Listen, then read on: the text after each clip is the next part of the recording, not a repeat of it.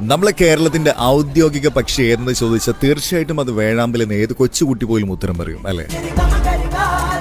പക്ഷെ ഒരു സംശയം, നമ്മുടെ ഔദ്യോഗിക പക്ഷിയായിട്ട് വേഴാമ്പലിനെ തിരഞ്ഞെടുത്തത് ശരിയാണോ തെറ്റാണോ? ഇങ്ങനൊരു ചോദ്യം ശരിക്കും ഞാൻ എന്റെ കേരള സംസ്കാരത്തിന്റെ പൈതൃകത്തെ ചോദ്യം ചെയ്യുന്നതല്ല കേട്ടോ. കാരണം വേഴാമ്പൽ എന്ന് പറഞ്ഞാൽ നമുക്കറിയാം, ഒറ്റത്തടിയിൽ കൂടുണ്ടാക്കി തന്റെ ഇണയ്ക്കൊപ്പം അഹോരാത്രം പ്രയത്നിച്ച് തന്റെ ഇണയ്ക്ക് ഗർഭമുണ്ടാക്കി മുട്ടകൾക്ക് അടയിരിക്കാൻ തുടങ്ങിയ ആ സമയം തൊട്ട് തന്റെ തുപ്പുനീര് കൊണ്ടും തന്റെ സ്പേം കൊണ്ടും മനോഹരമായിട്ടുള്ള ഒരു കൂടുണ്ടാക്കി പൊതിഞ്ഞ് കൊക്കുകൾ മാത്രം ഉള്ളിലേക്ക് വരത്തക്ക വിധത്തിൽ വിരിയാൻ വേണ്ടി പോകുന്ന കുഞ്ഞുങ്ങളെയും തന്റെ ഇണയെയും സുരക്ഷിതമാക്കി അമ്മയ്ക്കും കുഞ്ഞുങ്ങൾക്കും വേണ്ടി ഇര തേടാൻ വേണ്ടി പോകുന്ന ഭർത്താവ് തിരിച്ചു വന്നാലായി.